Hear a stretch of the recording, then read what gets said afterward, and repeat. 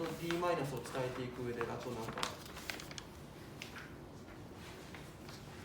あくまでこれだけいただくからいける？ D マイナス言うたで。はい、いけます。いきます。でなので、時間があれやけど、歴史を言わなあかん前に、ちょっとだけ、グループ分かれて、もう一回その仙骨のドロップね、はい、最初石垣さんに教えてもらってた、部分をもう一回そのボディドロップ意識してちょっとやってみましょうっていうのと、でもう一個は今 d マイナスちょっと見せたからちょっと d マイナスの施術は、ちょっとできるようにしたいなと思うんで、ちょっとこれ分かれて。